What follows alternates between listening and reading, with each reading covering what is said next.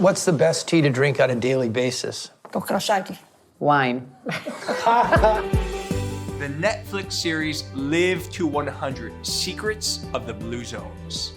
This series demonstrates what we've known for a long time, that a person's lifestyle choices, more than genetics or prescription drugs, is the secret to good health and long life. In fact, Gordon and I spent the last 20 years working with great ChenMed doctors to help our seniors prevent sickness through healthy eating, exercise, and a sense of community in our medical centers. That's right, Jessica. We call it transformative care, and we define transformative care as a pursuit of health and wellness for everyone involved. We've also identified 5 key drivers of transformative care: personal, community, physical, nutritional, and spiritual. Live to 100, Secrets of the Blue Zones is a 4-part series. We'll highlight the characteristics that author and series host Dan Buettner found in these incredible communities. And the really interesting thing about these blue zones is that they are all over the world, places like Okinawa, Italy, California, and Costa Rica. Now, how people live their lives in these enclaves are remarkably similar, and they're getting incredible results in health and longevity. So, Jessica, what stuck out in the first episode? In the first episode, Buettner and his crew traveled to Okinawa. Okinawa is part of Japan and is comprised of more than 150 islands in the East China Sea between Taiwan and the Japanese mainland. Buettner called Okinawa the land of the immortals because the region produces the longest lived population in human history.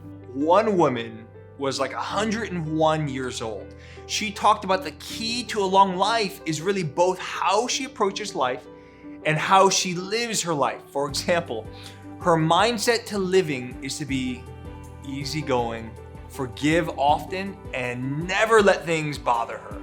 And she says laughter brings longevity. And she lives an active life. She talks a lot, which keeps her mind sharp. She plays games with her family. She sings and plays a banjo.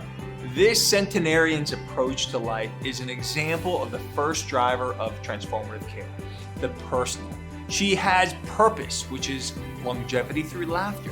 She prioritizes playing, singing, and enjoying her family and friends. And the third piece of the personal driver is her plan. And this is where it gets really interesting.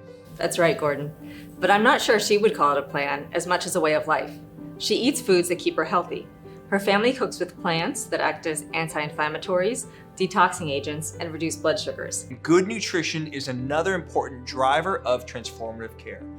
And it's not just what we eat, but how much. So a majority of Americans are obese or overweight because we consume more calories than we should.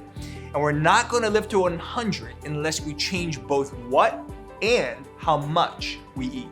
Yep, in Okinawa, they have this saying which translated means stop eating when you're 80% full. They remind themselves of this right before they eat. That could be so transformative if we did that in America. And what if we had these communities in place where we actually reminded ourselves to stop when we're 80% full? So here are the key takeaways from Okinawa. Number 1, laughter brings longevity. Number 2, stop when you're 80% full and remind each other to do that. Number 3, get as many plants and tofu into that 80% as possible. So in the next episode of Live to 100 Secrets of the Blue Zones, they travel to one of our favorite places, Italy. Join us next time and we'll learn how Sardinian men live just as long as women. Bye-bye. Thank you. Bye-bye.